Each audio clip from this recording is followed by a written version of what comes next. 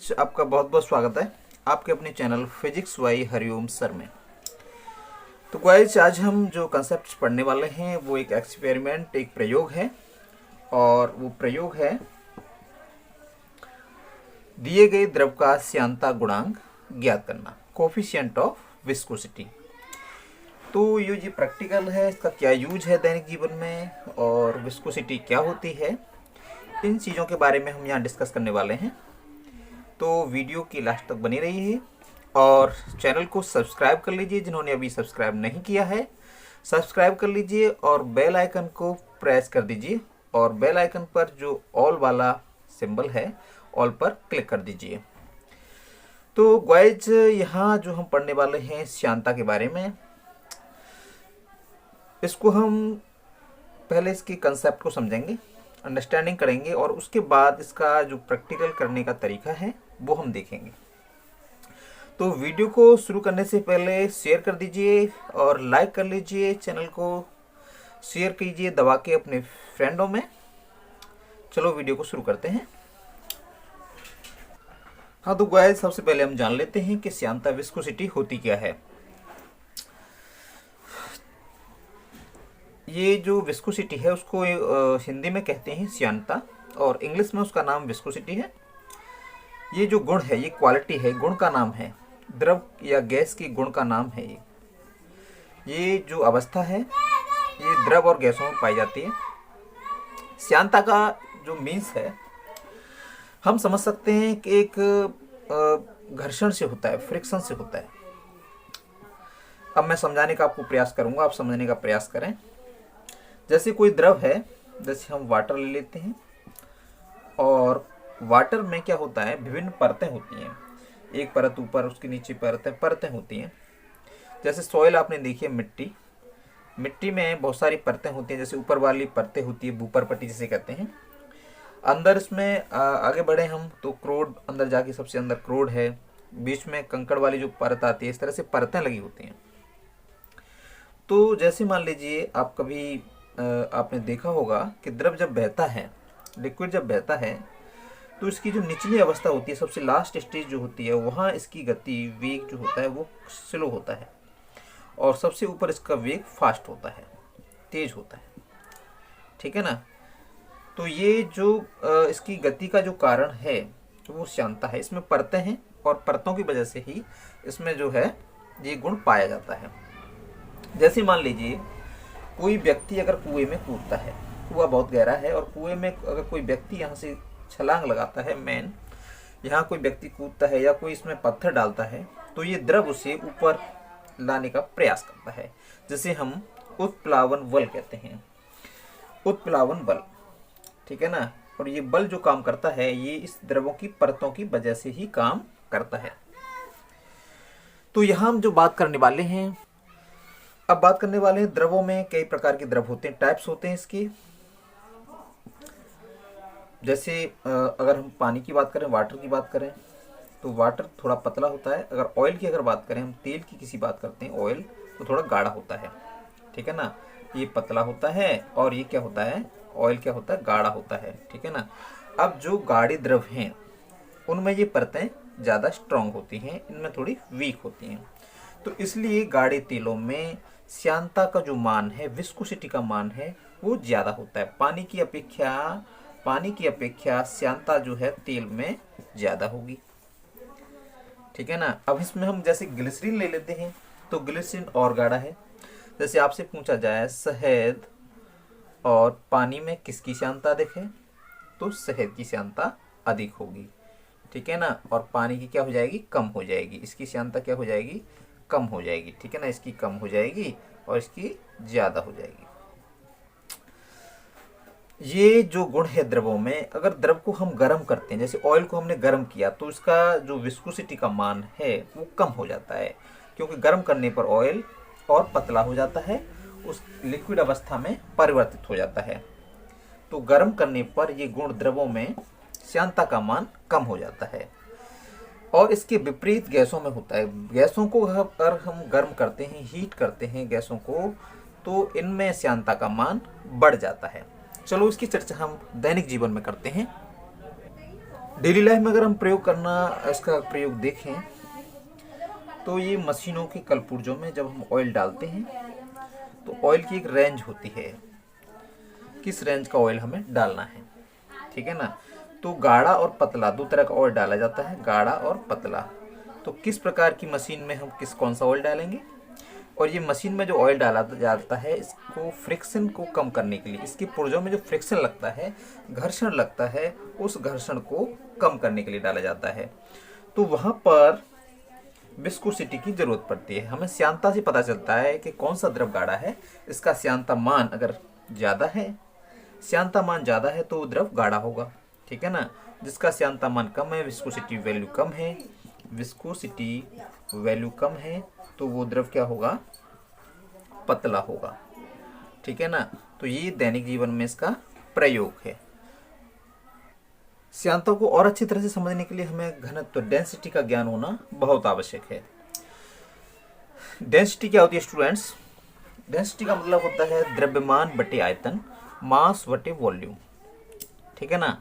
मास और वॉल्यूम के अनुपात को, इस रेशियो को, इस अनुपात को हम डेंसिटी कहते हैं।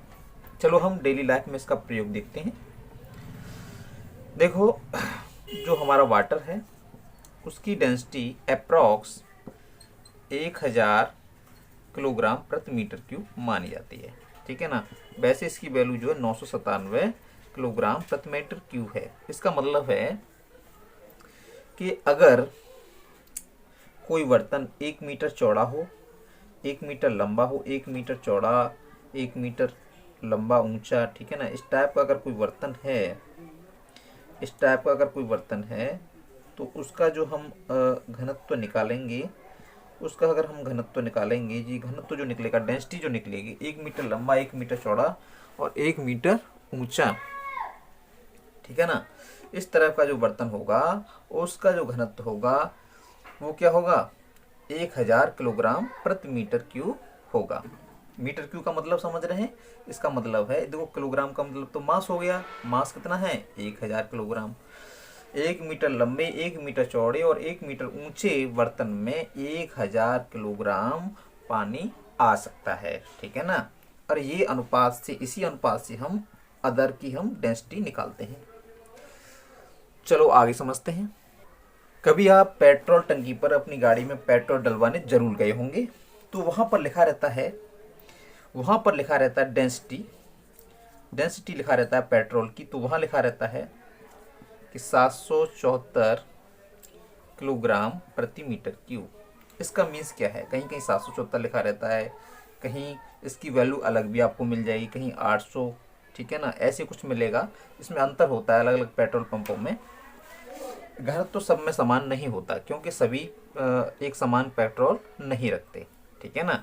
तो इसका मतलब ये है, अगर आप 1 किलोग्राम पेट्रोल लेते हैं तो आपको 774, ठीक है ना, ग्राम ही पेट्रोल मिलेगा, ठीक है ना। 1 किलोग्राम मतलब 1 लीटर, 1 लीटर पेट्रोल आप खरीदते हैं, 1 लीटर पेट्रोल आप लेते हैं तो 774 ग्राम पेट्रोल उसमें होगा। अगर उसका वेट आप करा के देख लेना, 1 लीटर का भी पेट्रोल खरीदना तो वो कभी भी 1000 ग्राम नहीं होगी, ठीक है ना।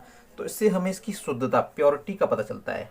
प्योरिटी जो होती है इसकी शुद्धता, शुद्धता की जो जांच होती है उसकी डेंसिटी से होती है, घनत्व से होती है। ये बात आपकी समझ में आई? चलो आप नेक्स्ट पढ़ते हैं।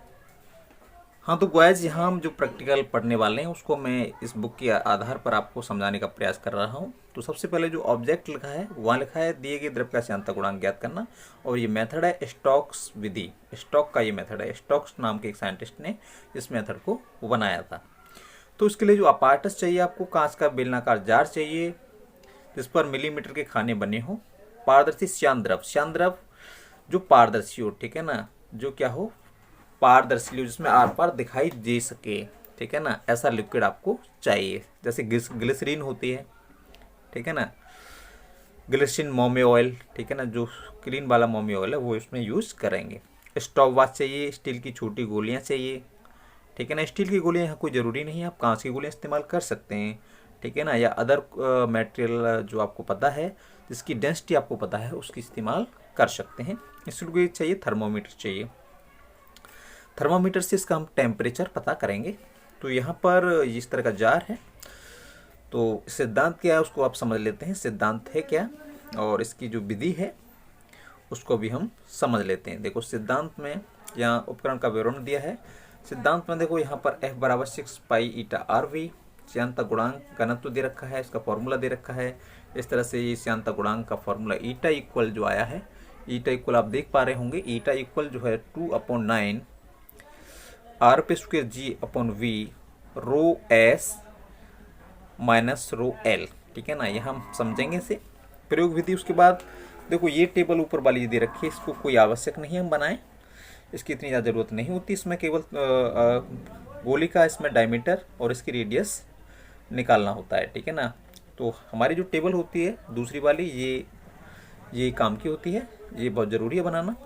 ठीक है ना, तो इससे हम देखो गणना करेंगे, फिर लास्ट में फिर सावधानियाँ इसकी लिखेंगे। चलो देखते हैं इस प्रैक्टिकल को। हाँ तो स्टूडेंट्स यहाँ हम इसका सिद्धांत पढ़ लेते हैं। तो यहाँ पर जो F लिखा हुआ है पहला पॉइंट से F बराबर 6 पाई ईटा RV।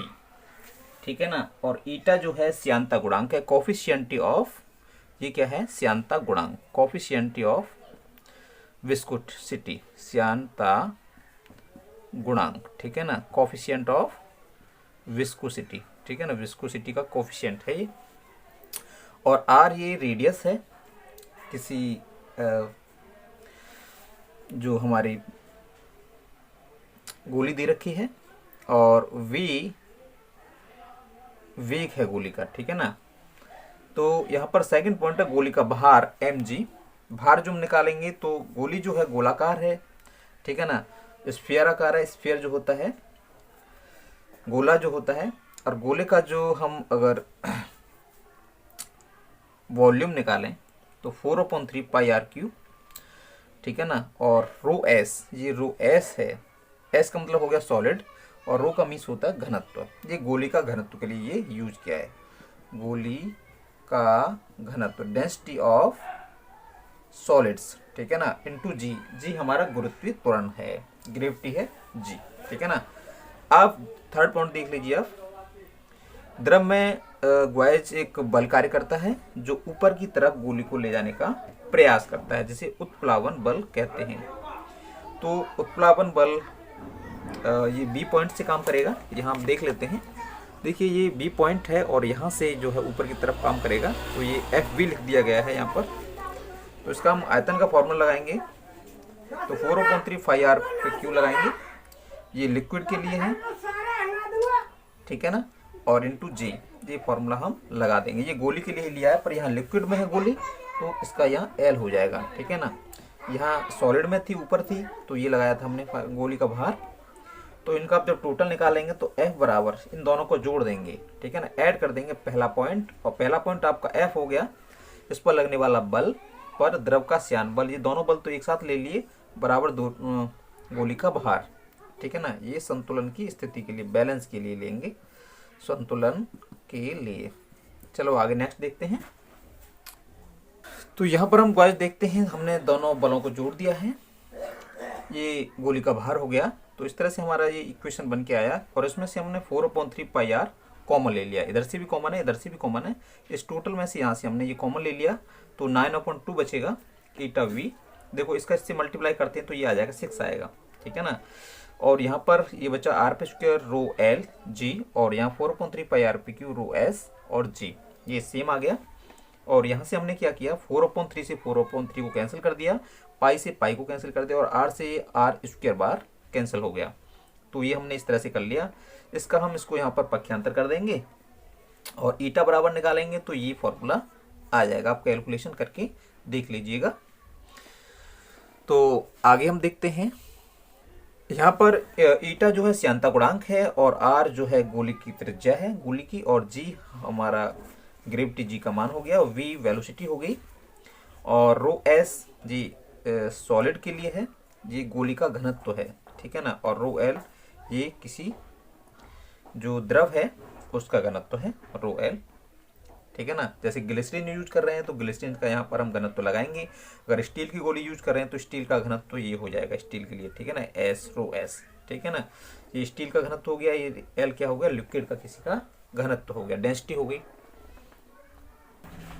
यहाँ हम नेक्स्ट देखते हैं, तो यहाँ पर डी क्या है, डी व्यास है, डायमीटर है गोली का। गोली का व्यास हम निकाल लेंगे ये वर्नियर कैलिपर्स की सहायता से, ठीक है ना, या स्क्रू गेज की सहायता से। और आर डी बाई 2 करके निकाल लेंगे डायमीटर का आधा, और आर स्क्वायर निकाल लेंगे। ये सबसे पहले हमारा पहला फॉर्मूला तैयार हो जाएगा। उसके बाद इसकी हम टेबल बनाएंगे। टेबल बनाने के लिए हमारे पास पहले से स्टील की गोलियां उपस्थित रहेंगी, 3-4 टाइप की, छोटी, बड़ी, उससे बड़ी और उससे बड़ी, ठीक है ना। इनका हमें डायमीटर और रेडियस पता होना चाहिए। अब एक्सपेरिमेंट करने के लिए इस तरह के हमारे पास कोई जार होगा, जो इसमें मिलीमीटर यहाँ पर अंकित होगा, या फिर हम स्केल से मिलीमीटर के निशान बना लेंगे। तो यहाँ पर मैं 2 निशान बना लेता हूँ। इस बोतल है मेरे पास, तो यहाँ पहला ए पॉइंट बनाऊंगा मैं, दूसरा पॉइंट इसके नीचे बना लेता हूँ। अब मैंने पहला पॉइंट बना लिया है। पहला पॉइंट बनाने के बाद मैंने पॉइंट ए डाल दिया यहाँ पर, और यहाँ से मैं कोई दूरी, एक फिक्स दूरी मेजरमेंट कर लेता हूँ। यहाँ पर फिक्स दूरी आप कर सकते हैं, जैसे 10 सेंटीमीटर, 20 सेंटीमीटर। तो मेरी ये बोतल छोटी है, ये जार छोटा है, तो यहाँ पर मैं 10 सेंटीमीटर का दूसरा सिंबल बना लेता हूँ, ठीक है ना। चलो नेक्स्ट समझते हैं। तो यहाँ पर गाइस मैंने दोनों सिंबल बना लिए हैं, पॉइंट ए और पॉइंट बी, और इन दोनों के बीच की जो डिस्टेंस है वो है आपकी 10 सेंटीमीटर। तो ये होममेड प्रैक्टिकल मैं आपको करके दिखा रहा हूँ। इसमें मैं कोई लिक्विड ले लेता हूँ जो पारदर्शी है, पेरेंटल है। तो इसमें लिक्विड जैसे ग्लिसरीन ले सकते हैं या मोमियोल ले सकते हैं, और यहाँ पर हम इसे फिल कर लेंगे। और यहाँ आप क्या करेंगे, ये इनमें से जो गोलियाँ इस तरह से दे रखी हैं, छोटी, सबसे छोटी वाली जो गोली इसमें हम डालेंगे, और डालने के बाद स्टॉप वॉच से इसका टाइमिंग नोट कर लेंगे। पॉइंट ए से हम टाइमिंग नोट करेंगे। पॉइंट ए आप देख रहे होंगे, पॉइंट ए पर जैसे ही गोली यहाँ से हम डालेंगे तो पॉइंट ए से शुरू हो जाएगी वो नीचे जाना, जैसे पॉइंट बी पे पहुंचेगी स्टॉप वॉच बंद कर देंगे। तो टाइम को नोट कर लेंगे। मेरे पास यहाँ पर कोई लिक्विड नहीं है, फिर भी मैं एक लिक्विड इसमें मैं डाल के आपको ऑयल ले लेता हूँ। ऑयल डाल लिया मैंने, और ऑयल डालने के बाद ये मैंने इसमें टाइमिंग नोट कर ली है। दूरी ए बी की दूरी 10 सेंटीमीटर मैंने मानी थी, 10 सेंटीमीटर मैंने मेजरमेंट किया था आपके सामने। और यहाँ पर इसका जो टाइमिंग आया 5 सेकंड आया। और यहाँ पर हम सीमांत वेग, ठीक है ना, क्रिटिकल जो वेलोसिटी है, सीमांत वेग, लिमिटेशन वेलोसिटी हम निकाल लेते हैं 10/5। इस 10 में दूरी में समय का भाग देके ये हमने पहला पॉइंट निकाल लिया, तो 2 सेंटीमीटर पर सेकंड निकल के आया है। और यहाँ पर हम औसत उसका ऐसे दूसरा पॉइंट निकालेंगे, तीसरा निकालेंगे, चौथा निकालेंगे, 5वां निकालेंगे, और यहाँ पर जो है एवरेज निकाल लेंगे। लास्ट में हम क्या करना है, एवरेज निकाल लेना है, और फिर कैलकुलेशन